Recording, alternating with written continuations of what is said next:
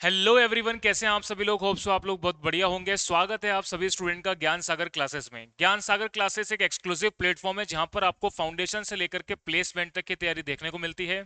तो चलिए स्टूडेंट, आज हम लोग स्टार्ट कर रहे हैं अपना सीएमए फाउंडेशन जून 2024 का जो अभी आपका पेपर हुआ है मैथमेटिक्स और स्टैटिस्टिक्स का। मैं उसका पूरा पेपर सॉल्यूशन आपको करा रहा हूँ और जो भी क्वेश्चन हैं वो विद सॉल्यूशन के साथ में आपके सामने रखूंगा। तो चलिए अपन इसको अब करना शुरू करते हैं। हाँ जी, देखिएगा, स्टार्ट करते हैं अपन मैथमेटिक्स स्टैटिस्टिक्स के पेपर को लेकर के। सबसे फर्स्ट क्वेश्चन की हम बात करते हैं। तो फर्स्ट क्वेश्चन आपको दे रखा है, इन 30 litre of adulterated milk the ratio of the volume of milk and water 7:3, what volume of water should be added to make the ratio of milk and water 3:7? चलिए देखिए क्या बात कर रहा है ये। हाँ जी, ये कहते हैं साहब मिल्क और वाटर का रेशियो आपको दे रखा है 7:3। मिल्क और वाटर का रेशियो आपको दे रखा है 7:3 और ये बोलता है 30 लीटर्स का जो अल्टरेशन करके बनाया हुआ मिल्क है, मींस मिल्क के अंदर वाटर भी इंक्लूडेड है। तो ये 30 लीटर का सॉल्यूशन है टोटल और जिसका रेशियो मिल्क और वाटर का 7:3 है। तो अगर मैं बात करूं कि टोटल लीटर कितना है, तो ये आप कहेंगे साहब 30 लीटर है। मिल्क कितना है अगर मैं इसकी बात करूं, तो ये हो गया 7/10 ऑफ 30, मीन्स 21 हिस्सा इसके अंदर, 21 लीटर इसमें मिल्क का है। और अगर मैं वाटर की बात करूं, अगर मैं वाटर की बात करूं तो ये 3/10 ऑफ 30, यानी कि 9 हिस्सा जो है वो वाटर का है। तो इसका मतलब कितना परसेंटेज या कितना लीटर उसके अंदर मिल्क है और कितना लीटर वाटर है, इसका कैलकुलेशन हमने बना लिया। अभी बोलते हैं what volume of water should be added to it to make the ratio of milk and water 3:7। अब इनको जो रिक्वायर्ड सॉल्यूशन चाहिए उसमें मिल्क और वाटर का जो रेशियो रहेगा वो कितना रहेगा। मिल्क एंड वाटर का जो रेशियो रहेगा वो रहेगा 3:7। तो मिल्क का पोजीशन तो आपको दे रखा है 21 और वाटर में ऑलरेडी सॉल्यूशन में कितना litre, what volume of water should be added, यानी कितना वॉल्यूम ऑफ वाटर आप ऐड करें, यानी एक्स की वैल्यू आपको निकालनी है ताकि इसका सॉल्यूशन का जो रेशियो है वो 3:7 हो जाए। चलिए अब अपन एक्स की वैल्यू निकालेंगे क्रॉस मल्टीप्लाई करके।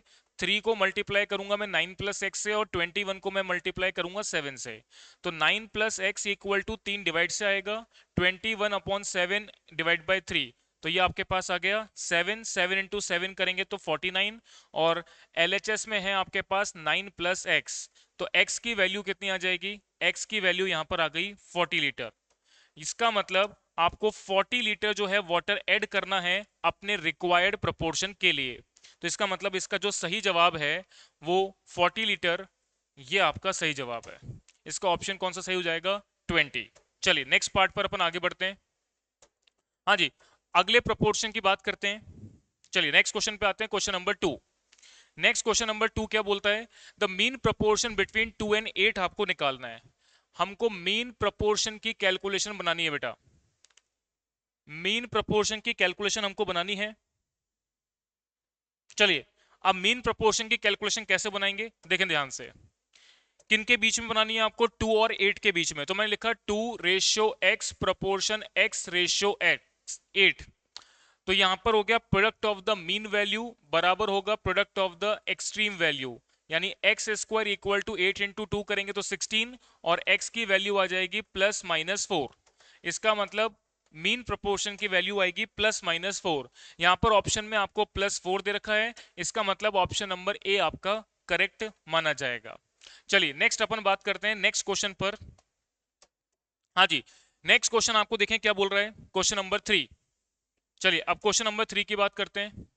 क्वेश्चन नंबर 3 क्या बोलता है, P vary directly with the cube root of Q and P is 4 when the value of Q is 8.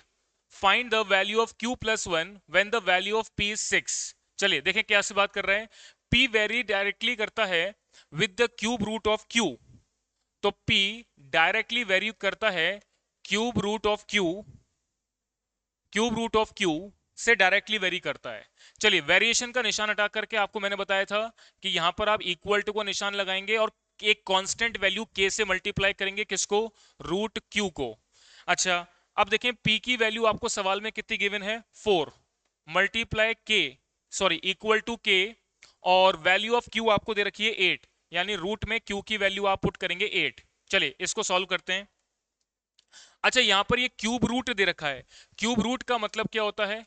Cube root का मतलब मैं यहां पर पावर में 3 लगा दूंगा। क्यूब रूट का मतलब क्या हो गया? अगर आप अंडर रूट करते हैं तो 2 की पावर क्या लिखते हैं? 1/2। अगर क्यूब रूट की बात करते हैं तो मैं इसको क्या लिखता हूं? 2 की पावर 1/3। चलिए अब इसको सॉल्व करते हैं, देखें आप कैसे करेंगे। आपको k की वैल्यू सबसे पहले यहां पर निकालनी है, तो 4 इक्वल टू के, 8 को मैं लिखूंगा 2 की पावर 3, और क्यूब रूट का मतलब whole power 1/3। Power power multiply, 3 से 3 कैंसिल, तो ये हो जाएगा 2k इक्वल टू 4, और k की वैल्यू आपके पास आ जाएगी 2। इसका मतलब कांस्टेंट वैल्यू यानी किस प्रपोर्शन के अंदर दोनों के बीच में चेंज आएगा, उस प्रपोर्शन की वैल्यू हमको पता लग गई, जो कि कितनी आ रही है? k की वैल्यू 2। अब आपसे सवाल क्या पूछ रहा है उसको पढ़ लें। देखिए बोलता है find the value of q plus 1 बताओ when the value of p equal to 6 दे रखा है। देखिए p मैंने बोला डायरेक्टली वेरी करता है क्यूब रूट ऑफ q से, हाँ जी, क्यूब रूट ऑफ q से, तो p बराबर होगा k मल्टीप्लाई q की पावर 1/3। अब आपको सवाल में p की वैल्यू कितनी गिवन है? 6 इक्वल टू के मल्टीप्लाई क्यू की वैल्यू आपको नहीं पता, जो कि निकालनी है होल पावर 1/3। अच्छा के की वैल्यू तो आपने अभी निकाल ली, के की वैल्यू कितनी निकाली? 2, तो 2 यहां पर डिवाइड में आ जाएगा, तो 6 को 2 से डिवाइड दोगे तो 3, और ये हो गया q की पावर 1/3। अब आपको यहां से q की वैल्यू निकालनी है, तो होल पावर में से 1/3 हटाना पड़ेगा, तो इसके लिए आपको क्यूब करना पड़ेगा। तो LHS साइड भी मैंने क्यूब कर दिया, और RHS साइड में भी मैंने क्यूब कर दिया। पावर पावर आपस में मल्टीप्लाई, मींस q बराबर हो जाएगा 3 की पावर 3। 3 की पावर 3 का मतलब कितना होता है? 3 3 9, 9 3 27। इसका मतलब q की वैल्यू कितनी आ गई? 27। आपसे पूछ रहा है q प्लस 1 की वैल्यू बताओ, तो मींस q प्लस 1 का मतलब हो गया 27, प्लस 1 का मतलब कितना हो गया? 28। तो इसका सही ऑप्शन जो है वो है बी ऑप्शन। तो इसका सही जवाब जो है वो बी ऑप्शन हो गया 28। चलिए अब अपन आगे बढ़ते हैं नेक्स्ट पार्ट पर। चलिए अब अपन नेक्स्ट क्वेश्चन पर आगे बढ़ रहे हैं। क्वेश्चन नंबर 4 पर देखेंगे ध्यान से। क्वेश्चन नंबर 4 पे अपन बात करते हैं। चलिए देखेंगे, if the interest rate 6% for what sum of money will the difference between the compound interest and simple interest 2 years is 13.5। देखिए इंफॉर्मेशन आपको गिवन क्या है? रेट ऑफ इंटरेस्ट आपको 6% पर एनम की गिवन है, इसके अलावा आपको टाइम गिवन है 2 इयर्स का, और इसके अलावा आपको बोलता है कि कंपाउंड इंटरेस्ट और सिंपल इंटरेस्ट के बीच का डिफरेंस, कंपाउंड इंटरेस्ट और सिंपल इंटरेस्ट के बीच का जो डिफरेंस है वो आपको दे रखा है 13.50। और इसके अलावा आपको सम ऑफ मनी की बात कर रहा है, मींस प्रिंसिपल मनी आपको निकाल करके बतानी है। चलिए ये सारी इंफॉर्मेशन आपको गिवन है, तो आपको कैलकुलेट करना है। देखिए मैं कैसे कैलकुलेट कर रहा हूं समझना। आपको पता है कि सब कंपाउंड इंटरेस्ट में से अगर हम सिंपल इंटरेस्ट माइनस करें, तो कंपाउंड इंटरेस्ट निकालने का फॉर्मूला क्या है? प्रिंसिपल 1 प्लस रेट अपॉन 100 की पावर टाइम माइनस प्रिंसिपल, और इसमें से माइनस करेंगे सिंपल इंटरेस्ट जो कि है P into r into t divide by 100। तो यही आपका एक इक्वेशन फ्रेम होगा कंपाउंड में से सिंपल माइनस करने का। कंपाउंड में से सिंपल इंटरेस्ट माइनस करने के वैल्यू आपको दे रखी है 13.5। प्रिंसिपल वैल्यू आपको निकालनी है, तो इसको मैंने पी रख दिया। इसके बाद 1 प्लस रेट, रेट आपको कितने गिवन है? 6%, तो 6/100 की पावर टाइम हो गया T2, माइनस P की वैल्यू आपको नहीं पता, और माइनस P की वैल्यू आपको नहीं पता, रेट ऑफ इंटरेस्ट है 6%, टाइम की वैल्यू दे रखी है 2 साल। चलिए सिंप्लीफाई कर लें, और यहां से अब आप P की वैल्यू जो निकालोगे वही आपका आंसर आएगा। चलिए कैसे सॉल्व करेंगे, तो मैंने इसको लिखा P 1.06 की पावर 2 माइनस P, और माइनस 6 2 12, 12P अपॉन 100। चलिए इसको अब मैं देखिए कैसे लिख रहा हूं, ध्यान से सुनिएगा। ये आपका हो गया 13.50, 13.50। चलिए बात करते हैं, समझना ध्यान से। देखिए 1.06 की पावर 2 आपको दे रखा है, तो 1.06 की पावर 2 यानी 1.1236, माइनस 1 करेंगे तो इसमें आ जाएगा 0.1236 पी, माइनस, और इसको मैं लिख दूंगा 0.12 पी। चलिए अब पी की वैल्यू निकालते हैं। 0.1236 में से अगर मैं 0.12 माइनस करता हूं तो मेरे पास बच जाएगा 0.0036। अब मैंने क्या करा, 13.50 से डिवाइड दे दिया 0.0036, इसका मतलब P की वैल्यू आ गई 3750। P की वैल्यू आ गई 3750, यानी कि इसमें कौन सा ऑप्शन आपका सही हो जाएगा? सी ऑप्शन आपका करेक्ट है। चलिए अब आगे बढ़ते हैं नेक्स्ट पार्ट पर।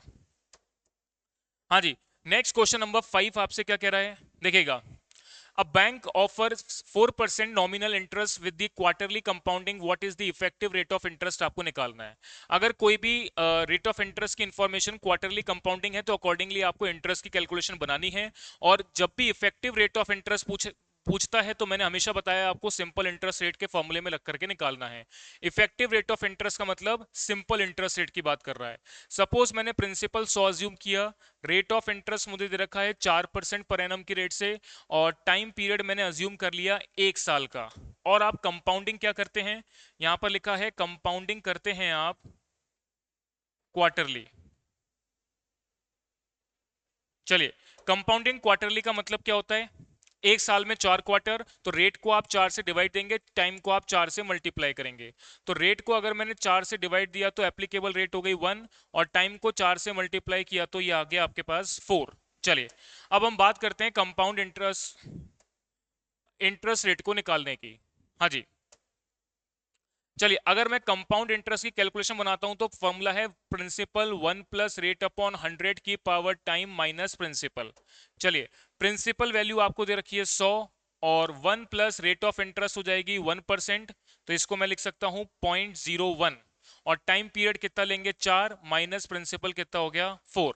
100, तो 1 पॉइंट, चलिए देखेंगे 1.01 की पावर 4, तो 1 प्लस 0.01 करेंगे तो 1.01 आएगा, इसकी पावर 4 करेंगे तो पावर में 2, पावर में 3, पावर में 4, मल्टीप्लाई 100 और माइनस 100 आप करते हैं तो ये आता है 4.06। 4.06 आपकी कंपाउंड इंटरेस्ट की वैल्यू आ गई। लेकिन यहां पर आपसे इफेक्टिव रेट ऑफ इंटरेस्ट पूछ रहा है, और मैंने हमेशा बताया इफेक्टिव रेट ऑफ इंटरेस्ट का मतलब सिंपल इंटरेस्ट निकालना होता है। तो सिंपल इंटरेस्ट आपका 4.06 है, प्रिंसिपल 100 है, रेट आपको निकालनी है, टाइम पीरियड आपको 1 साल का दे रखा है। तो यहां पर 100 से 100 कैंसिल, तो आर भी यहां पर कितनी हो जाएगी? 4.06%। यानी आपका जो सही आंसर होगा इसमें इसमें सही आंसर होगा वो होगा option number c. Option number c आपका जो है वो सही आंसर है। चलिए नेक्स्ट अपन बात करते हैं अब क्वेश्चन नंबर 6 पर। चलिए क्वेश्चन नंबर 6 पे अपन बात करेंगे, देखिए क्या बात कह रहा है। क्वेश्चन नंबर 6 की अपन बात करते हैं, होप सो आपको यहां तक की बात सभी को क्लियर होगी। अब अपन आगे बढ़ेंगे। अब बात करते हैं sum of the first 50 natural numbers आपको बताना है। Sum of the 50 natural numbers आपको बताना है। चलिए इसकी बात करते हैं क्वेश्चन नंबर 6। क्वेश्चन नंबर 6 की बात करते हैं, देखिएगा। Sum of the first 50 natural number, 50 natural numbers की बात करें तो 1 प्लस 2 प्लस 3, ये 50 तक आपके पास जा रहा है। देखिए नेचुरल नंबर का मतलब, नेचुरल नंबर शुरू कहां से होते हैं बेटा? Whole number. होल नंबर मैंने आपको दो टाइप में बताए थे, जीरो और नेचुरल नंबर। नेचुरल नंबर कहां से शुरू होते हैं? 1 से, और ये कहां तक जा रहे हैं? 50 तक। इनका सम बताना है। तो सबसे पहले तो इस सीरीज की पहचान करो कि कौन सी सीरीज है, तो आप बोलेंगे एपी सीरीज। एपी सीरीज का मतलब होता है दो नंबर्स के बीच का बेटा डिफरेंस इक्वल होना चाहिए, तो यहाँ पर डिफरेंस इक्वल है। तो इसका मतलब sum of the nth term AP series में निकालेंगे तो फॉर्मूला है n/2 ब्रैकेट में 2a plus n-1 into D. n का मतलब कितना हो गया? 50 डिवाइडेड बाय 2 ब्रैकेट में a का मतलब फर्स्ट टर्म प्लस n का मतलब हो गया 50 माइनस 1, और डिफरेंस बिटवीन टू टर्म है 1। 50 को 2 से डिवाइड दिया तो 25, 2 को 1 से मल्टीप्लाई किया 2, 50 में से 1 माइनस किया तो क्या आ रहा है? 49।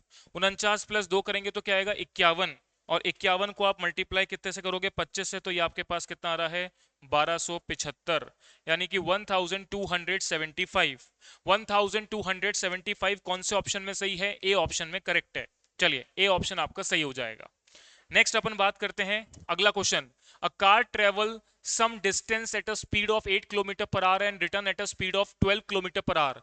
If the total time taken is 15 hours, what is the distance? क्या होगा ये आपको बताना है। चलिए अब डिस्टेंस की बात करते हैं, देखिएगा। देखिए मैं बात करता हूं कि डिस्टेंस कैसे निकालते हैं अपन, सॉरी टाइम कैसे निकालते हैं अपन। तो टाइम अपन निकालते हैं डिस्टेंस अपॉन स्पीड। तो यहां पर अगर हम बात करें कि जाते वक्त कितना टाइम लग रहा है, तो आप बोलेंगे साहब डिस्टेंस अपॉन स्पीड स्पीड कितनी है 8 किलोमीटर पर आवर। आते वक्त कितना टाइम लग रहा है, तो मैं बोलूंगा आते वक्त डिस्टेंस वही सेम डिस्टेंस कवर कर रहे हैं, और स्पीड जो है वो अब की बार कितनी है 12 किलोमीटर पर आवर। चलिए सुना ध्यान से आगे की बात। तो टोटल टाइम टेकन यानी कि इन दोनों का जो टोटल है वो 15 आवर्स के बराबर होना चाहिए, यानी d by 8 plus d by 12 बराबर किसके होना चाहिए 15 आवर्स के। बराबर किसके होना चाहिए 15 आवर्स के। What is the distance in kilometre, यानी कि डिस्टेंस आपको निकालना है। चलिए 12 और 8 का एलसीएम अगर मैं लेता हूं तो 12 मल्टीप्लाई 8 करा तो 96, 8 को 96 से डिवाइड देंगे तो 12 आएगा, 12 इंटू डी करें प्लस 12 को 96 से डिवाइड देंगे 8 आएगा, 8 को d से मल्टीप्लाई किया इक्वल टू 15, 12 प्लस 8 हो जाएगा 20d, और ये हो गया 96 इंटू 15। चलिए d इक्वल टू आ जाएगा 96 इंटू 15 डिवाइडेड बाई 20। चलिए इसको देखें तो 96 मल्टीप्लाई 15 डिवाइडेड बाय 20, इसका मतलब d की वैल्यू कितनी आ गई 72। तो डिस्टेंस आपके पास कितना आ गया 72 किलोमीटर। डिस्टेंस कितना आ गया 72 किलोमीटर। इसका मतलब ये आपका ऑप्शन नंबर कौन सा सही हो जाएगा, डी ऑप्शन आपका करेक्ट है। चलिए नेक्स्ट अपन आगे की बात करते हैं। If product of the first 3 term of a GP is 64, then middle term आपको निकालनी है। चलिए कैसे करेंगे देखेंगे। हाँ जी, नेक्स्ट क्वेश्चन पे अपन बात करते हैं, क्वेश्चन नंबर 8। क्वेश्चन नंबर 8 बोलता है product of the first 3 term जो कि जीपी सीरीज में है। जीपी सीरीज में 3 टर्म अज्यूम करता हूं मैं, मिड वाली टर्म को ए, अगले वाली टर्म को ए आर, उससे पहले वाली टर्म को a r, a upon r. इनका प्रोडक्ट आपको 64 दे रखा है, यानी a upon r multiply a r बराबर 64 के दे रखा है। आर से आर कैंसिल, ए की पावर 3 बराबर 64। चलिए 64 को हम कैसे लिख सकते हैं, 4 की पावर 3 और a की पावर 3। 4 इंटू 4 करेंगे तो 16, और 16 को 4 से मल्टीप्लाई करेंगे तो 64 आएगा। बेस इक्वल पावर इक्वल, यानी कि a की वैल्यू कितनी हो गई 4। और आपसे पूछ भी क्या रहा है मिडिल टर्म निकालना, तो मिडिल टर्म यानी a की वैल्यू कितनी आ रही है 4। ऑप्शन नंबर कौन सा सही होगा, डी ऑप्शन आपका करेक्ट है। चलिए नेक्स्ट अपन आगे की बात करते हैं। हाँ जी, चलिए नेक्स्ट अपन आगे की बात करते हैं। हाँ जी,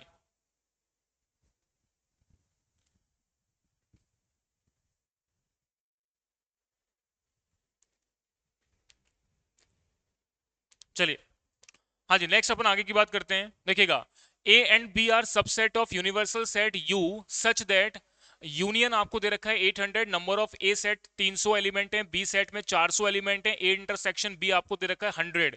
then the number of elements in set A सब A dash intersection B dash आपको निकालना है। चलिए A dash intersection B dash आप कैसे निकालेंगे, इसको लेकर के अपन बात करते हैं। देखिएगा आपको निकालना है ए डैश इंटरसेक्शन बी डैश क्या होगा। चलिए ये आपको कैलकुलेट करना है। सबसे पहले मैं बात कर लेता हूं कि ए डैश बी डैश को निकालने का तरीका क्या है। ए डैश बी डैश को निकालने का तरीका क्या है, तो इसमें आपको मैं बात कर लूं कि जो यूनियन है उसमें से आप माइनस करेंगे क्या, ए यूनियन बी डैश। अब ए यूनियन बी डैश का माइनस करने का मीनिंग क्या, सबसे पहले तो आप ए यूनियन बी को निकालेंगे। ए यूनियन बी मतलब, सॉरी,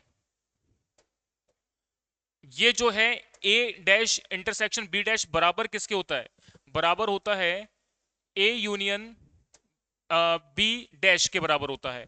तो सबसे पहले ए यूनियन बी कैसे निकालेंगे, तो number of element in A set plus number of element in B set minus number of element A intersection B. चलिए number of element A union B के निकालना है आपको, तो ए सेट में कितने एलिमेंट हैं आपको दे रखे हैं 300, प्लस नंबर ऑफ एलिमेंट आपको बी सेट कितने दे रखे हैं 400, माइनस ए इंटरसेक्शन बी आपको कितना दे रखा है 100। तो ये वैल्यू कितनी आ गई 700 माइनस 100 करेंगे तो ये वैल्यू कितनी आ गई 600। हाँ जी, ये वैल्यू आ गई कितनी 600। चलिए तो अब देखें यहां पर अपन बात करते हैं कि आपको इसकी वैल्यू कैलकुलेट करनी है, तो कैसे करोगे, यानी कि मैंने इसको कैसे कैलकुलेट करना है समझना ध्यान से। इसकी वैल्यू बराबर होती है n A union B dash के, तो इसका मतलब टोटल यूनियन में से आप माइनस कर दोगे एन ए यूनियन बी वाली वैल्यू को। तो यूनियन वाली वैल्यू कितनी दे रखी है आपको ही बताएं, यूनियन वाली वैल्यू दे रखी है 800। 800 में से माइनस करेंगे ए यूनियन बी यानी कि 600, तो ये वैल्यू कितनी आ जाएगी 200। तो ये वैल्यू आपके पास आ गई, इसका आंसर 200 आपका सही माना जाएगा। तो इसका मतलब सही आंसर ऑप्शन कौन सा हो गया? B option. नेक्स्ट क्वेश्चन की बात करते हैं, क्वेश्चन नंबर 10। चलिए नेक्स्ट क्वेश्चन नंबर की बात करते हैं, क्वेश्चन नंबर 10 देखेंगे अब।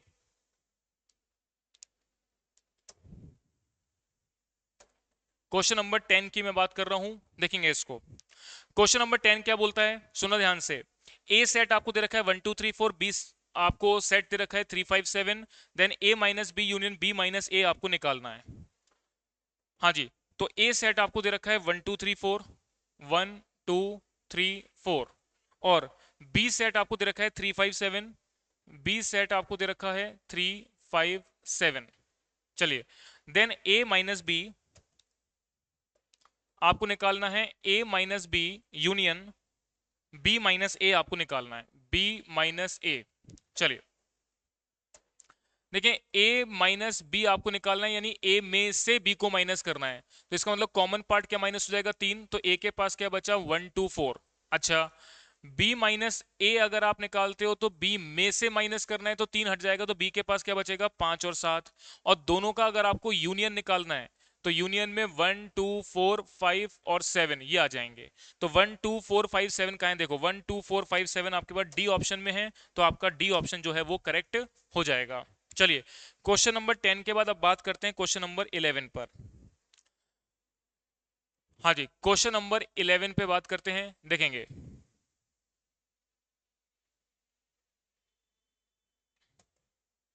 चलिए क्वेश्चन नंबर 11 पे बात करते हैं, देखें। 11th नंबर का क्वेश्चन क्या बोल रहा है? 300 की पावर 8, 300 की पावर 8 इक्वल टू, ये आपको दे रखी है 65.61, 65.61, और मल्टीप्लाई 10 की पावर x, मल्टीप्लाई 10 की पावर x, और बोलता है then the value of x क्या होगी? तो फाइंड क्या करना है?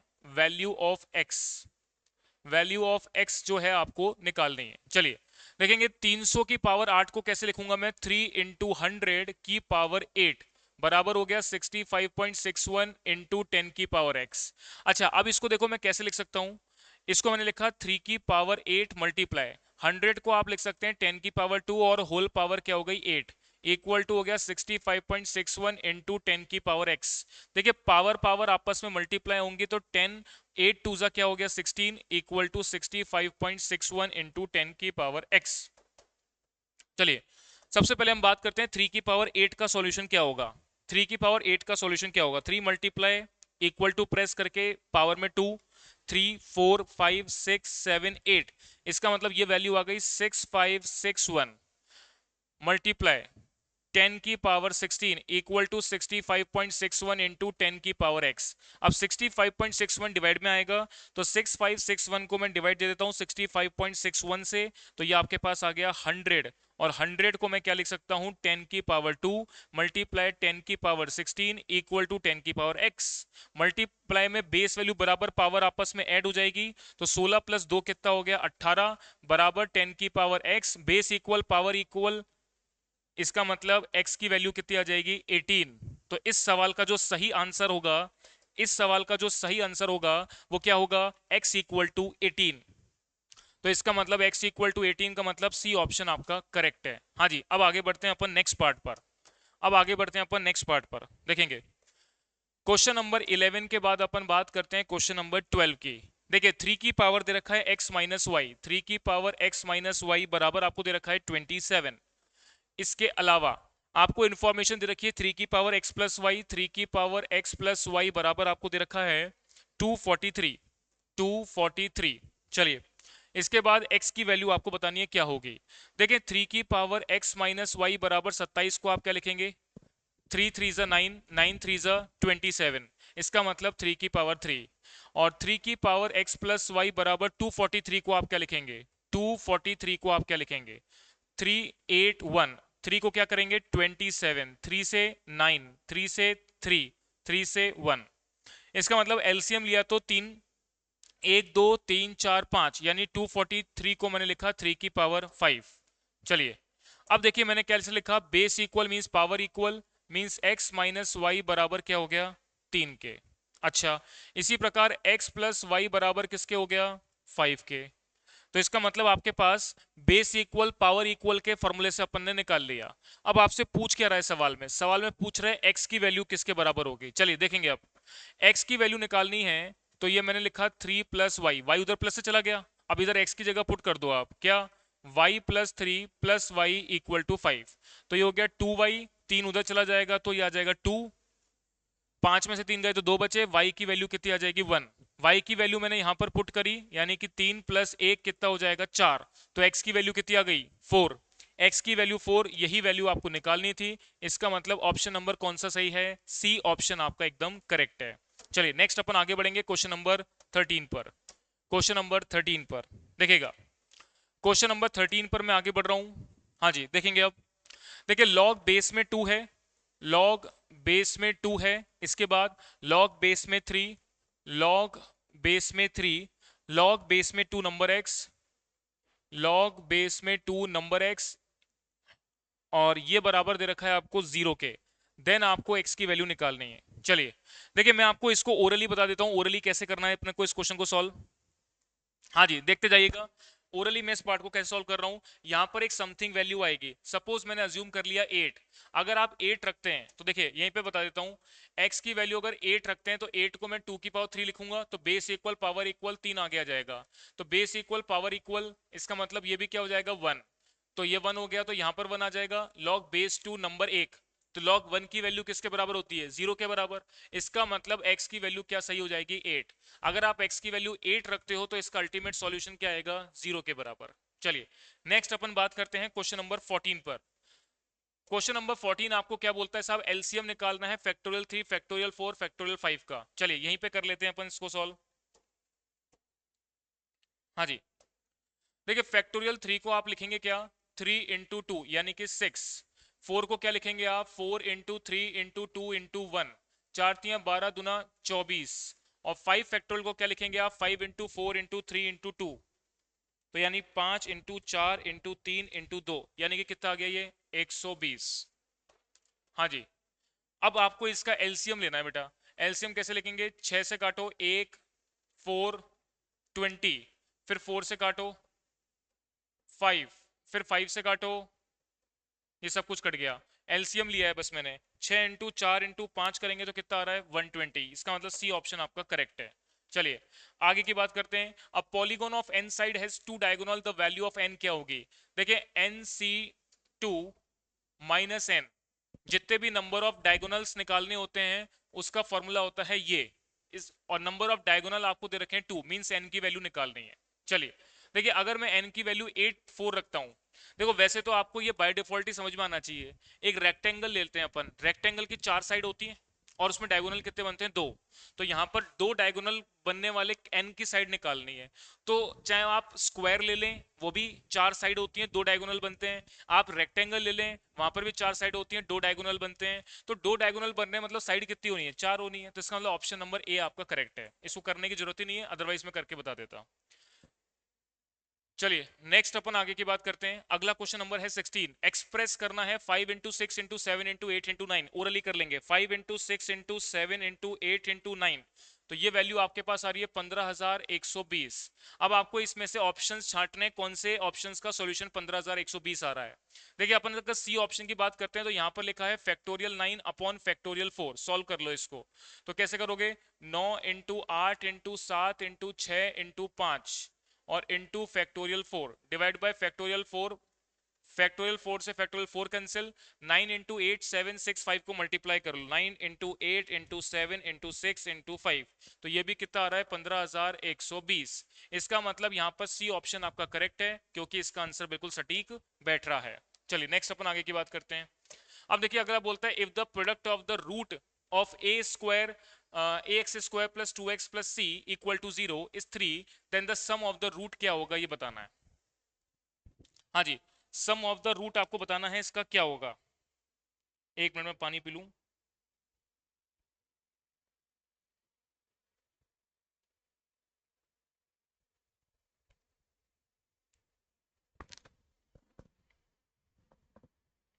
हाँ जी देखिए प्रोडक्ट ऑफ द रूट आपको दे रखा था ये is 3, then the sum of the root आपको बताना है। देखिए दो अल्फा बीटा के रूप में मैंने दो वेरिएबल्स या दो स्क्वायर रूट्स वैल्यू निकाली मैंने किसी क्वाड्रेटिक इक्वेशन की, एक्स की दो वैल्यूज क्या होंगी, अल्फा बीटा। अब इसमें अपन बात करते हैं तो इनकी प्रोडक्ट वैल्यू जो है वो आपको दे रखी है, तो ये बराबर होता है सी अपॉन ए के। सी की वैल्यू आप क्या पढ़ेंगे 6, और ए की वैल्यू तो आपको पता ही नहीं, तो यहां पर 6 अपॉन ए, और प्रोडक्ट वैल्यू किसके बराबर दे रखी है, 3 के बराबर, तो यानी ए की वैल्यू कितनी आ जाएगी 2, 3 डिवाइड में आएगा, तो ए की वैल्यू कितनी आ गई, 2 आ गई। चलिए अब सम ऑफ द रूट्स की बात करते हैं बेटा। सम ऑफ द रूट्स का मतलब अल्फा प्लस बीटा बराबर किसके होता है, ये होता है माइनस बी अपॉन ए के बराबर होता है, माइनस बी अपॉन ए के बराबर होता है। तो मैंने क्या बोला, माइनस 2 अपॉन ए की वैल्यू क्या आ गई 2, तो ये कट कैंसिल हो जाएगा, तो ये वैल्यू किसके बराबर आ जाएगी, -1 के बराबर। इसका मतलब इसका कौन सा ऑप्शन सही है, बी ऑप्शन आपका करेक्ट है। चलिए नेक्स्ट अपन आगे की बात करते हैं। हाँ जी, ये सारी बातें आपको मेरी क्लियर समझ में आ रही हैं। नेक्स्ट आगे बढ़े। If the equation x square minus p plus 4x plus 2p plus 5 equal to 0 then has two equal roots आपको दे रखे हैं, then the value of p क्या होगी। ये आपको दो इक्वल रूट्स आपको दे रखे हैं, इक्वल रूट्स आपको दे रखे हैं, देखिएगा। देखिए इक्वल रूट्स का एग्जांपल मैंने बताया था, बी स्क्वायर माइनस 4ac बराबर 0। बी का मतलब क्या है, माइनस बी किसको पढ़ेंगे आप, इस वैल्यू को बी पढ़ेंगे, और सी वैल्यू को पढ़ेंगे इस तरीके से, तो माइनस p+4 और इसका होल स्क्वायर -4, ए की वैल्यू क्या हो गई 1, और सी की वैल्यू क्या हो जाएगी 2p+5, 2p+5। चलिए अब इसका आपको सॉल्यूशन बनाना है, ये बराबर होगा 0 के, और आपको करना क्या है, यहां पर p की वैल्यू निकालनी है। चलिए p, अब ये इसका स्क्वायर बनाएंगे तो p का स्क्वायर हो गया p स्क्वायर, 4 का स्क्वायर 16 प्लस 4 दूना 8p माइनस, अब इसको मल्टीप्लाई करें 4 टू जा 8p, और क्योंकि माइनस का साइन है अंदर का साइन चेंज होगा, 5 4 जा 20 इक्वल टू 0। सॉल्व कर लेंगे, 8p से 8p कैंसिल हो जाएगा, p स्क्वायर बराबर आपको निकालना है, तो ये 20 प्लस से चला जाएगा, 16 माइनस से आ जाएगा, तो ये p स्क्वायर बराबर कितना आ गया 4, यानी p की वैल्यू क्या आ जाएगी +-2। +-2 का मतलब कौन सा ऑप्शन सही है आपका, डी ऑप्शन आपका करेक्ट है। हाँ जी, नेक्स्ट अपन आगे की बात करते हैं। अगला क्वेश्चन आपको क्या कह रहा है, देखें 19 क्वेश्चन। चलिए अब 19 क्वेश्चन पर आगे बढ़ते हैं। हाँ जी, देखिए 19 क्वेश्चन क्या बोलता है, bottle manufacturing company manufacture and sell bottle, each bottle cost 40 रुपए to make and companies fix cost 5000 रुपए, प्राइस फंक्शन आपको दे रखा है, then the profit maximising output निकालना है, यानी वो आउटपुट लेवल निकालना है बेटा जिस पे आपका प्रॉफिट मैक्सिमम होगा। बेटा प्रॉफिट निकालने के लिए आप रेवेन्यू में से कॉस्ट माइनस करेंगे, तो पहले आपको रेवेन्यू निकालना पड़ेगा। रेवेन्यू आप कैसे निकालते हैं, रेवेन्यू निकालते हैं प्राइस को आउटपुट से मल्टीप्लाई करके। चलिए प्राइस फंक्शन आपको दे रखा है कितना, 300 माइनस 2x, तो ये हो गया 300 माइनस 2x, और आउटपुट हो गया x, तो इसका मतलब रेवेन्यू आपके पास आ गया 300x माइनस 2x स्क्वायर, ये आपके पास रेवेन्यू फंक्शन आ गया।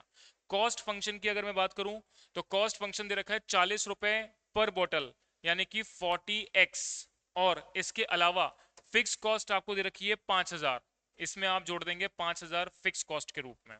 चलिए अब आपको प्रॉफिट फंक्शन निकालना है। प्रॉफिट फंक्शन कैसे निकालेंगे, रेवेन्यू में से कॉस्ट को माइनस करके। रेवेन्यू आपको दे रखा है 300x माइनस का 2x स्क्वायर, और माइनस कॉस्ट फंक्शन आपको दे रखा है 40x प्लस का 5000। चलिए अब रेवेन्यू में से आप कॉस्ट माइनस करेंगे तो प्रॉफिट आ जाएगा। चलिए देखें कैसे कर रहा हूं मैं, तो 300x माइनस का 2x स्क्वायर माइनस का 40x माइनस का 5000। चलिए और ये प्रॉफिट फंक्शन आपके पास कितना आया, माइनस का 2x स्क्वायर माइनस का, हाँ जी 300 में से 40 माइनस करोगे कितना आएगा, ये आ जाएगा आपके पास प्लस का 260x और माइनस का 5000। ये आपके पास जो है प्रॉफिट फंक्शन आ गया बेटा। अब प्रॉफिट फंक्शन के लिए वो आउटपुट लेवल निकालना है जिस पर आपका, वो आउटपुट लेवल निकालना है जिस पर आपका फंक्शन प्रॉफिट मैक्सिमम होगा। चलिए अब x की वो वैल्यू निकालो जिस पर आपका प्रॉफिट मैक्सिमम होगा। कैसे निकालोगे, सबसे पहले स्टेप में, 3 स्टेप में मैंने ये बात बताई थी बेटा। सबसे पहले स्टेप में आप जो भी फंक्शन दे रखा है उसका डिफरेंशिएशन करेंगे, जो कि आएगा माइनस का 4x प्लस का 260। स्टेप नंबर 2 के अंदर हम बात करेंगे तो आप इसको 0 के इक्वल पुट करेंगे, तो 4x इक्वल टू क्या हो जाएगा 260, तो x की वैल्यू कितनी आएगी, तो x की वैल्यू आप निकाल लो, तो ये हो गई 260 डिवाइडेड बाय 4 यानी कि 65। तो 65 यूनिट्स के लिए आपका फंक्शन या तो मैक्सिमम होगा या मिनिमम होगा। तो इस बात के लिए हम स्टेप नंबर 3 पर चलते हैं। स्टेप नंबर 3 में मैंने बता रखा है कि स्टेप नंबर 1 में वैल्यू आएगी उसका अगेन डिफरेंशिएशन करें। इसका अगेन डिफरेंशिएशन करोगे तो नेगेटिव वैल्यू आ रही है, और अगर नेगेटिव वैल्यू आती है स्टेप नंबर 3 की, मतलब स्टेप नंबर 2 में निकाली गई क्वांटिटी के लिए आपका फंक्शन क्या होगा, मैक्सिमम। इसका मतलब 65 यूनिट के लिए आप क्या कहेंगे, आपका प्रॉफिट क्या होगा, मैक्सिमम। तो इसका मतलब ऑप्शन नंबर कौन सा सही है, ए ऑप्शन आपका करेक्ट है। चलिए आखिरी क्वेश्चन पे आ जाएंगे अपन। आखिरी क्वेश्चन नंबर 20 आपको दे रखा है। 20 क्वेश्चन देखें क्या बोलता है, समझना। y इक्वल टू आपको दे रखा है, y इक्वल टू आपको दे रखा है 2x प्लस 3 की पावर 4। ये दे रखा है 2x प्लस 3 की पावर 4, और ये बोलता है dy बाई डी एक्स यानी डिफरेंशिएशन निकालना है। चलिए dy बाई डी एक्स निकालते हैं। कैसे निकालोगे समझना ध्यान से। मैंने आपको एक चेन रूल बताई थी बेटा। चेन रूल क्या होती है कि यहाँ पर 4 आगे आ जाएगा, 2x प्लस 3 की पावर 4 माइनस 1 करोगे तो 3। तो पहले आपने पावर को डिफरेंशिएट किया, फिर आप इंटरनल वेरिएबल्स को डिफरेंशिएट करेंगे। चलिए 2x में 2x का डिफरेंशिएशन 1 प्लस 0 यानी अल्टीमेटली क्या बचा 2। 2 को 4 से मल्टीप्लाई करोगे 8, 2x प्लस 3 की पावर क्या हो गई 3। इसका मतलब आपका ये ऑप्शन एकदम करेक्ट हो जाता है। तो ये ऑप्शन करेक्ट होने पर इसका सही ऑप्शन क्या होगा, बी ऑप्शन आपका एकदम करेक्ट माना जाएगा। चलिए हाँ जी, चलिए अब अपन आगे बढ़ते हैं नेक्स्ट पार्ट पर।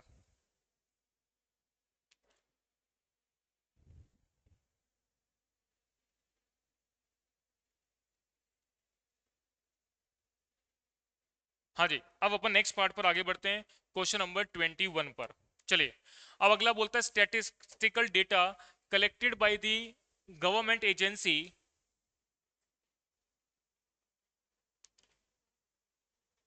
हाँ जी, statistical data collected by the government agency for serving same some matter arithmetic mean, sorry ये आपको क्या दे रखा है, थोड़ा सा धुंधला दिख रहा है ये। Attribute data, primary data, secondary data, या both primary and secondary data.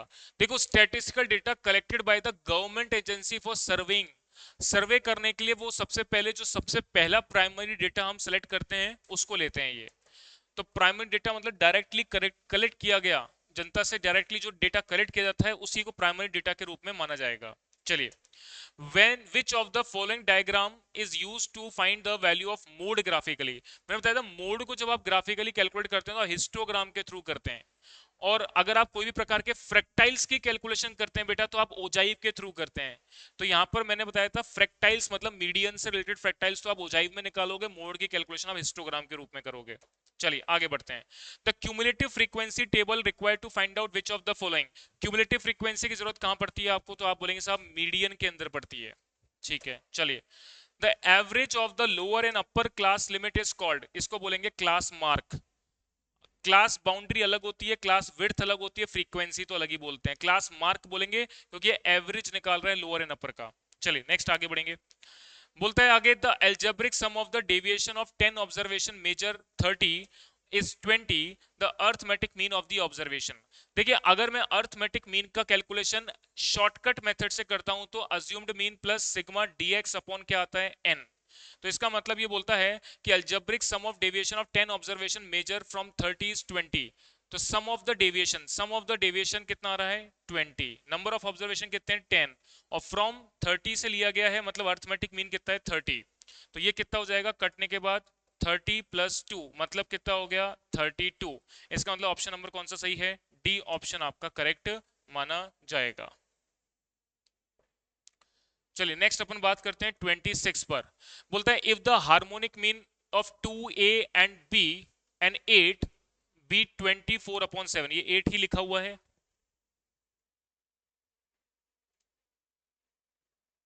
हाँ जी बिल्कुल 8 ही लिखा हुआ है। चलिए इस क्वेश्चन को सॉल्व करेंगे, देखिएगा। अब ये बोलता है हार्मोनिक मीन निकालना है बेटा। हार्मोनिक मीन कैसे निकालेंगे देखना। हाँ जी, हार्मोनिक मीन की कैलकुलेशन कैसे बनेगी, तो फॉर्मूला है n upon 1/a plus 1/b plus 1/c। चलिए देखिए नंबर ऑफ ऑब्जर्वेशंस की बात करते हैं तो यहाँ पे 3 ऑब्जर्वेशंस दे रखे हैं, डिवाइड बाय 1/a दे रखा है 2, तो मैंने लिख दिया 1/2 प्लस 1/a प्लस, और ये हो जाएगा 1/8 बराबर किसके है, 24/7 के है। चलिए, then the value of A आपको निकालना है क्या होगा, then the value of A आपको निकालना है कि क्या होगा।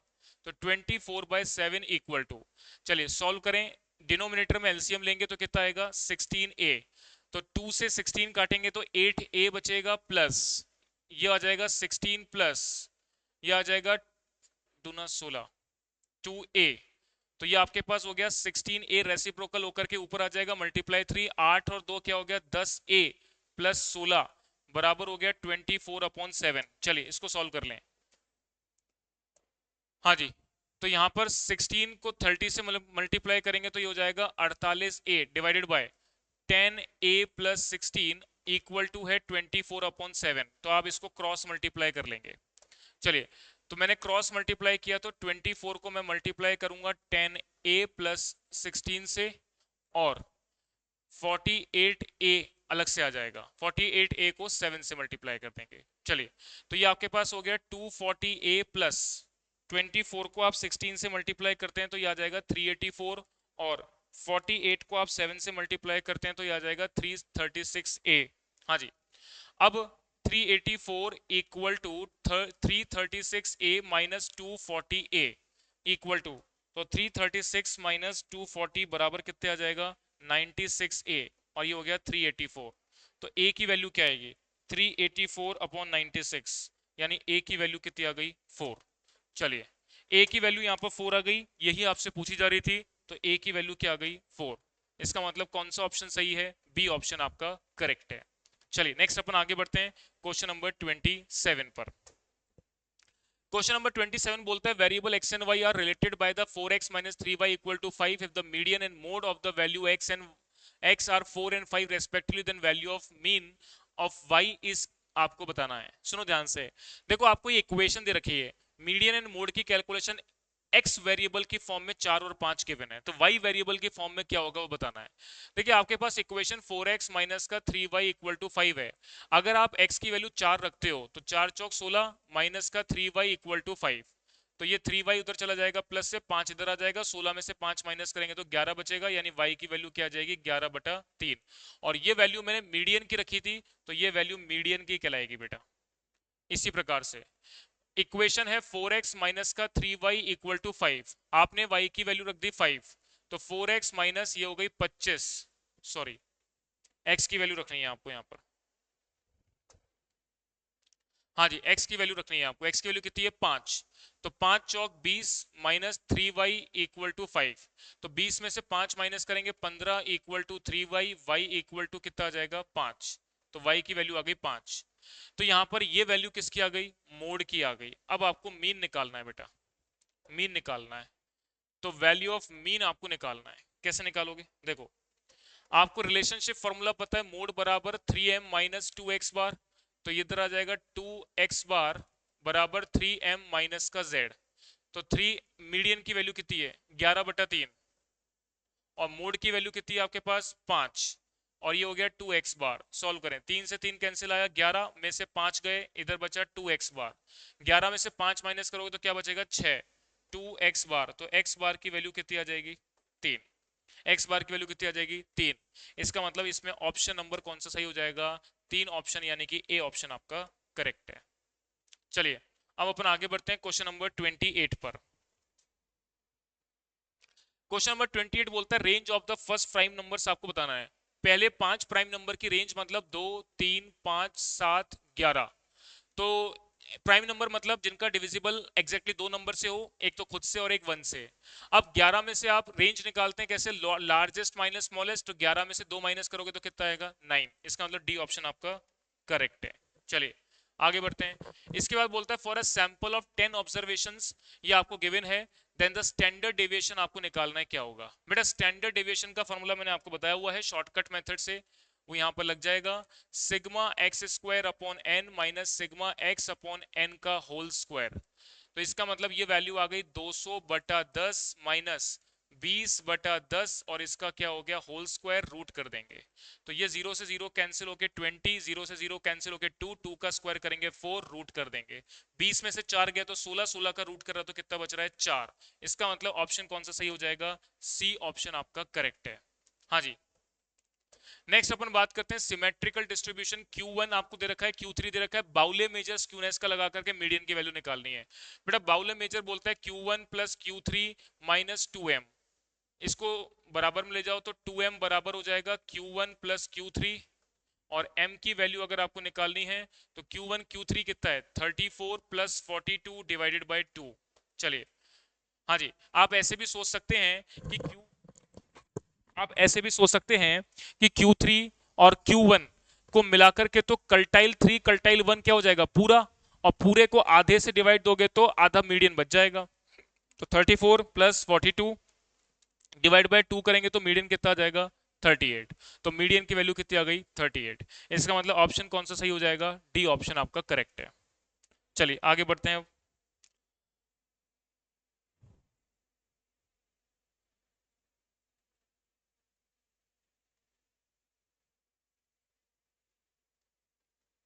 हाँ जी, चलिए नेक्स्ट अपन आगे बढ़ेंगे।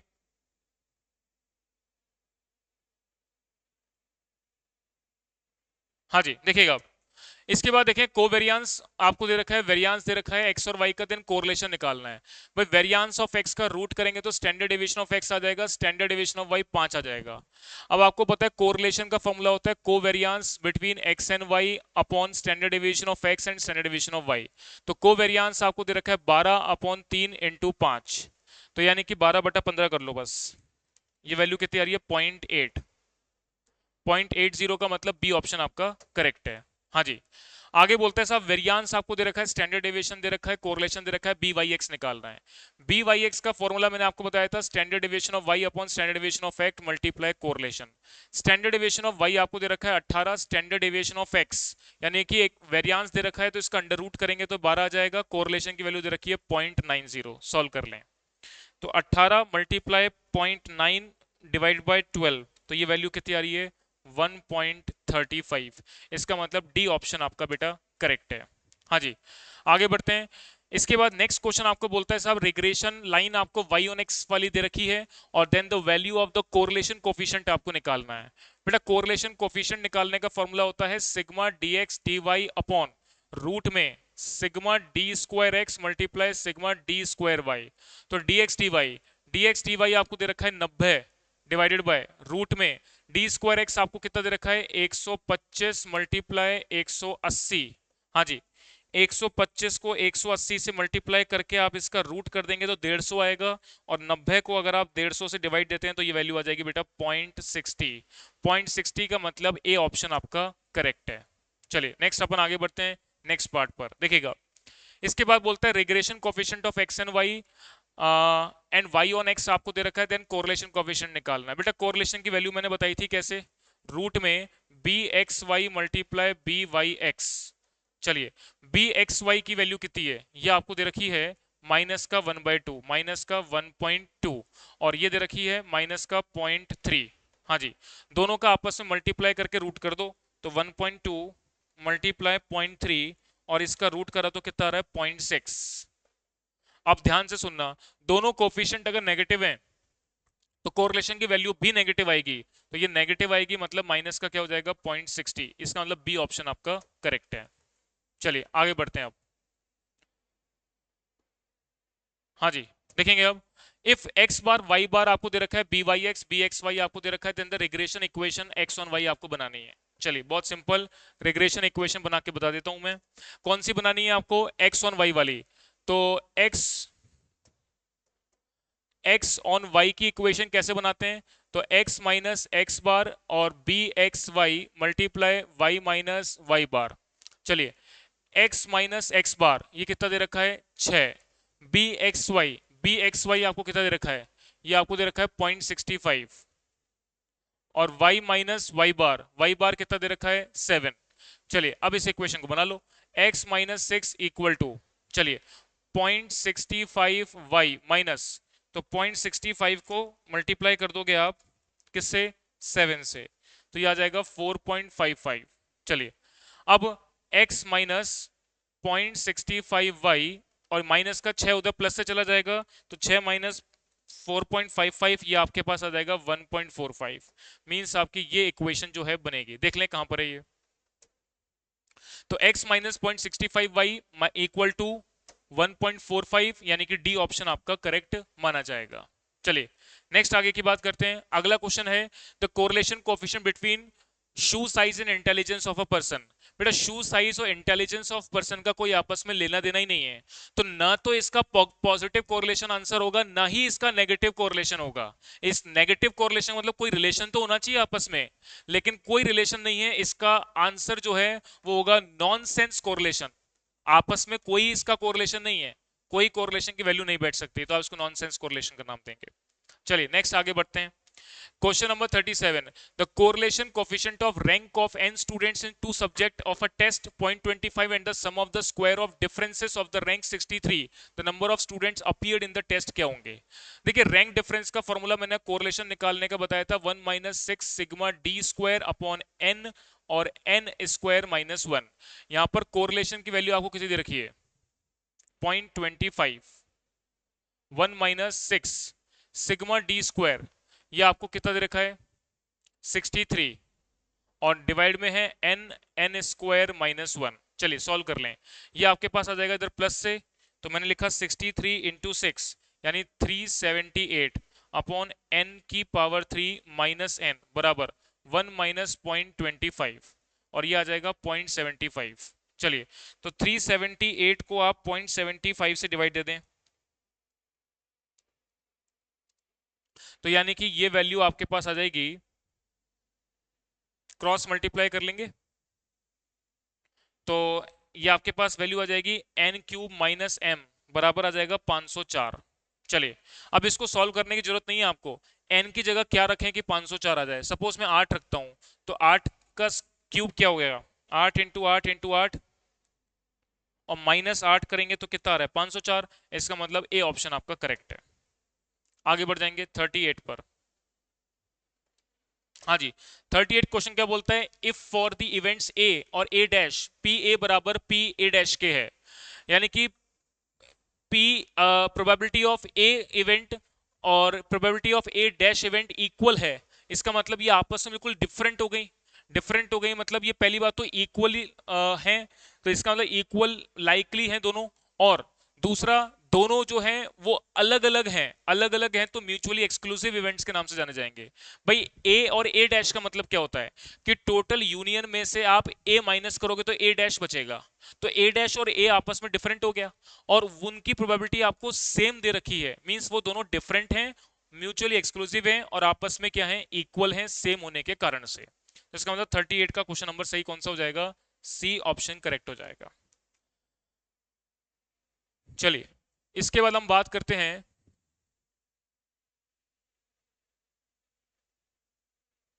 क्वेश्चन नंबर 39 पर। चलिए 39 क्या बोलता है, two perfect dice are thrown simultaneously then probability of getting a sum is 8। Sum 8 आना चाहिए।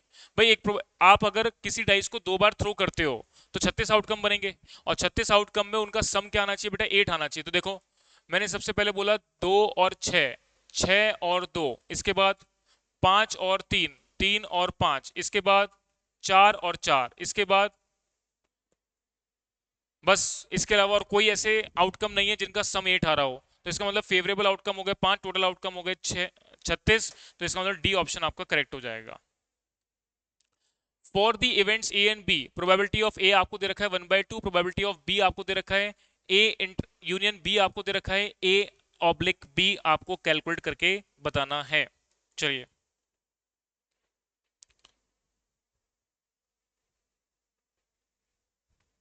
हाँ जी देखिएगा, सबसे पहले मैं यहां पर बात करता हूं कि आप यहां पर कैलकुलेट क्या करेंगे।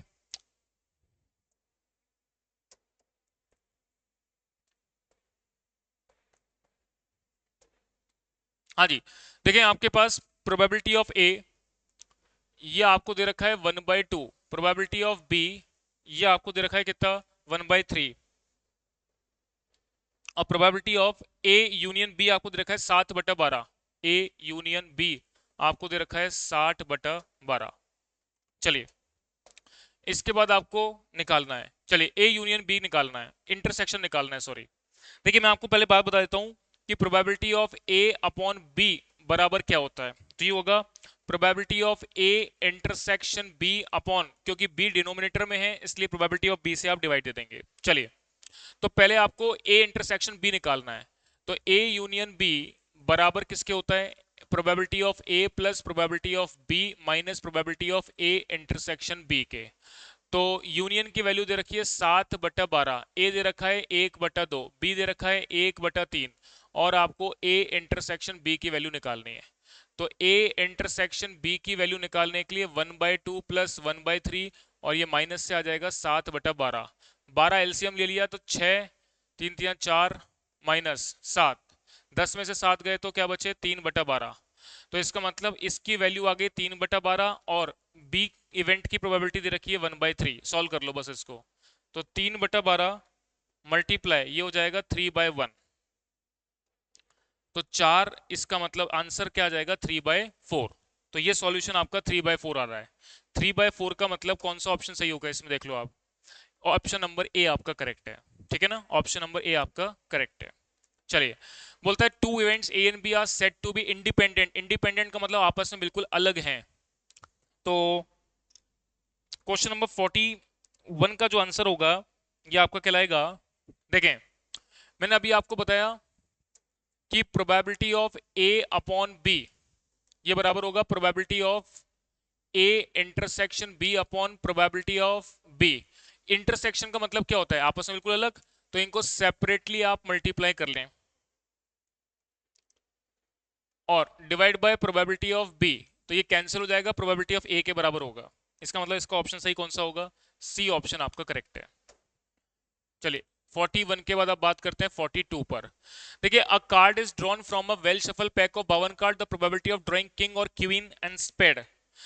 देखिए किंग और क्वीन, और का मतलब प्लस, किंग निकालने की प्रोबेबिलिटी क्या होती है 4/12 52, प्लस क्वीन कितनी होती है, इसकी प्रोबेबिलिटी भी क्या होती है 4/52, स्पेड, और इसके अंदर कोई कॉमन एलिमेंट है क्या, नहीं, तो बस आप इसको सॉल्व कर लें, 8/12 52, 4 से काटोगे तो 2, और 4 से काटोगे तो आपके पास कितना आ जाएगा 13 13। इसका मतलब सी ऑप्शन आपका करेक्ट है। आगे बढ़ते हैं क्वेश्चन नंबर 43 पर। A perfect die is thrown then probability of getting an even number और अ मल्टीपल ऑफ 3 आपको बताना है। देखिए एक डाई को आप थ्रो करते हो, then probability of getting even number. Even number कौन कौन से हो सकते हैं, तो आप बोलेंगे साहब 2 4 6 इवन नंबर हो गए, और मल्टीपल ऑफ 3 क्या हो गए 3 और 6, यही तो मल्टीपल ऑफ 3 कहलाएंगे। तो इवन नंबर आने की प्रोबेबिलिटी क्या हो गई 3/6, और का मतलब प्लस, मल्टीपल ऑफ 3 आने की प्रोबेबिलिटी क्या हो गई 2/6, तो ये हो गया 5/6। 5/6 का मतलब क्या हो गया डी ऑप्शन। डी ऑप्शन आपका करेक्ट है। हाँ जी, मेरी बात आप सभी स्टूडेंट को समझ में आ रही होगी। चलिए 44 क्वेश्चन की बात करते हैं। बोलता है using a 3 year weighted moving average with weight 1 to 1 find the trend value of 4th year for the following series. 4th year की बात कर रहे हैं।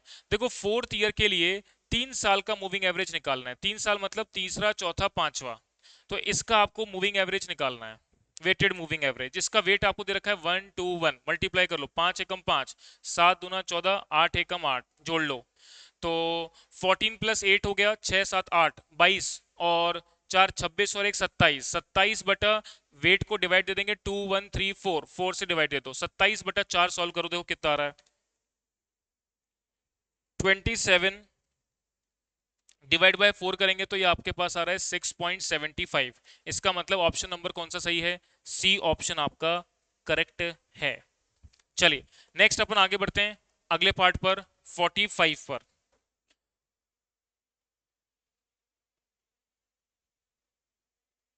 हाँ जी, 45 क्वेश्चन पे आगे बढ़ते हैं। Calculate the weighted average of price relative index following data. देखिए मैं डायरेक्टली निकाल देता हूं इसको, वेटेड एवरेज कैसे निकालेंगे। ये आपको बेस ईयर की प्राइस मतलब P0 दे रखा है, करंट ईयर की प्राइस मतलब P1 दे रखा है। तो आपको सबसे पहले तो प्राइस इंडेक्स कैलकुलेट करना है। हाँ जी, प्राइस इंडेक्स आप कैसे कैलकुलेट करेंगे देखें, तो आप कैसे करते हैं प्राइस इंडेक्स, कैसे निकालते हैं, करंट ईयर की प्राइस अपॉन बेस ईयर की प्राइस, तो 4/2 इंटू 100, तो ये कितना आ रहा है 200। इसी प्रकार 6/5 इंटू 100, तो ये आ रहा है 120। इसी प्रकार 5 इंटू 100 डिवाइड बाय 4, ये आ रहा है 125। और इसी प्रकार से 3 इंटू 100 डिवाइड बाय 2, ये आ रहा है 150। चलिए मल्टीप्लाई कर लें इनको इनके वेट परसेंटेज से और एवरेज कर दो।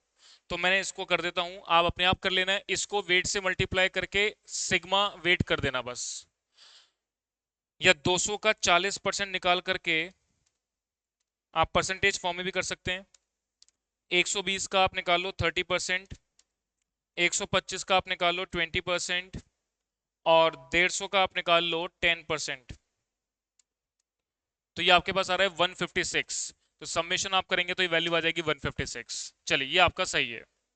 अब इसके बाद नेक्स्ट बात करते हैं, ये आपको इंफॉर्मेशन दे रखी है और बोलता है लास्ट पर प्राइस इंडेक्स निकालना। देखिए लास्ट चेप, पास्ट चेप, बाउले, फिशर इंडेक्स, ये मैंने आपको बताए थे। लास्ट चेप मेथड में आप क्या करते हैं, बेस ईयर क्वांटिटी को आप जो है वेट लेते हैं। तो sigma P1Q0 upon sigma P0Q0। तो P1Q0 कहाँ है बेटा, P1Q0 दे रखा है 1900, P0Q0 आपको दे रखा है 1360, मल्टीप्लाई क्या हो जाएगा 100। चलिए तो देखें 1900 इंटू 100 डिवाइड बाय 1360, ये वैल्यू कितनी आ रही है 139.70। इसका मतलब ए ऑप्शन आपका करेक्ट है। हाँ जी। इसके बाद बोलते हैं लास्ट चेक प्राइस इंडेक्स दे रखा है, पास्ट चेक दे रखा है, बाउले निकालना है। बाउले में क्या करते हैं अपन, सिंपल अर्थमेटिक मीन निकालते हैं, जबकि फिशर इंडेक्स में हम ज्योमेट्रिक मीन करते हैं। तो इसका बस सिंपल एवरेज कर लो, 147.28 प्लस 143.26 डिवाइड बाय 2 करेंगे तो कितना आएगा 145.27, ये वैल्यू आ रही है। चलिए बी ऑप्शन आपका करेक्ट है, 145.27 बी ऑप्शन आपका करेक्ट है। हाँ जी। नेक्स्ट अपन 48 की बात करते हैं, perfect coin is toss 3 time, then the probability of getting exactly 2 head आने की प्रोबेबिलिटी क्या होगी। देखिए एक कॉइन को 3 टाइम टॉस करते हैं तो क्या क्या आउटकम बनेंगे। 3 टाइम टॉस करने का मतलब हेड टेल की पावर 3, तो 2 की पावर 3 करोगे 8 आउटकम बनेंगे, head tail, tail head, head head, tail tail और टेल टेल। चलिए इसी प्रकार से सेम रिपीट करेंगे, head tail, tail head, head head और टेल टेल। अब 4 बार तो हेड आ जाएगा और 4 बार टेल आ जाएगा। चलिए अब इसमें आप बताएं कि कौन से वो आउटकम है जिसमें एग्जैक्टली 2 हेड आ रहा है। एक तो ये हो गया, एक ये हो गया और एक ये हो गया। तो 3 आउटकम है जिसमें एग्जैक्टली 2 हेड आ रहे हैं। इसका मतलब 3/8। इसका मतलब ऑप्शन नंबर सी आपका करेक्ट माना जाएगा। 49 क्वेश्चन की बात करते हैं, तो यहां पर आपको ये बेस थ्योरम लगाने के लिए बोल रहा है। चलिए बेस थ्योरम की बात करते हैं, कैसे लगाएंगे समझना। हाँ जी, बेस थ्योरम के अंदर मैंने आपको बात करी थी,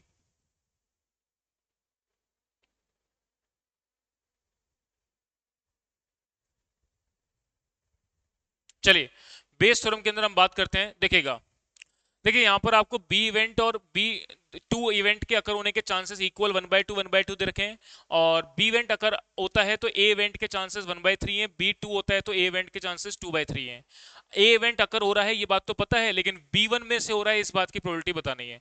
तो बी वन आपका फेवरेबल आउटकम हो जाएगा। तो बी वन को लेकर के 1/2, बी वन को लेकर के 1/3, और टोटल आउटकम क्या हो जाएंगे 1/2 मल्टीप्लाई 1/3 प्लस और 1/2 मल्टीप्लाई 2/3। चलिए इसको सॉल्व कर लें, तो ये हो जाएगा 1/6, ये हो जाएगा 1/6 प्लस ये हो जाएगा 2/6।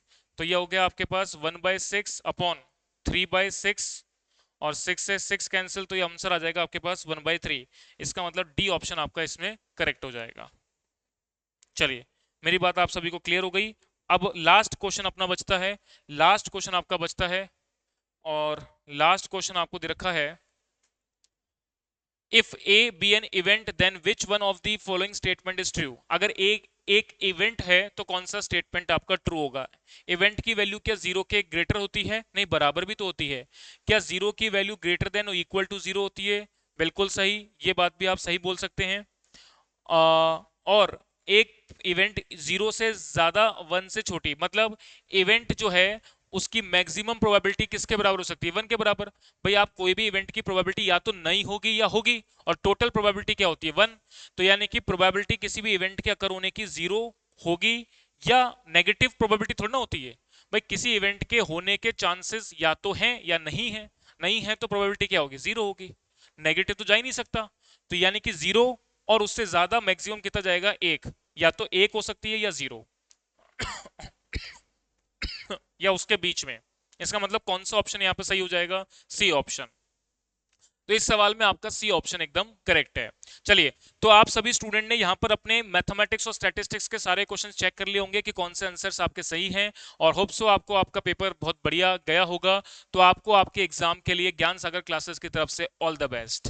तो चलिए स्टूडेंट, अब आप लोगों का फाउंडेशन क्लियर हो गया है, तो अब आपकी जो इंपॉर्टेंट जर्नी है, मेन जर्नी है आपके प्रोफेशनल कोर्स की, वो अब स्टार्ट होगी, जो कि सीएमए इंटरमीडिएट के कोर्स से शुरू होने वाली है। और सीएमए इंटरमीडिएट का ज्ञान सागर क्लासेस का जो नया बैच है वो 19 जून से आपका शुरू हो रहा है। तो जरूर से आप इस बैच को ज्वाइन करें और इस बैच के साथ अपनी श्योर सक्सेस को फिक्स करें। चलिए, तो आज के सेशन में इतना रखते हैं। होप सो आपको ये सेशन बढ़िया लगा होगा। जल्दी से मैंने आपके क्वेश्चंस कराए हैं, बहुत ज्यादा मैंने नहीं करा है। ये एक मेरे पास, मेरे हिसाब से सजेस्टेड है, एग्जैक्ट मैं नहीं बोलूंगा कि सारी चीज सही होंगी, लेकिन मैंने अपने हिसाब से लगभग, आपको मैं बता दूं, सारे आंसर लगभग मैंने सही बोले हैं।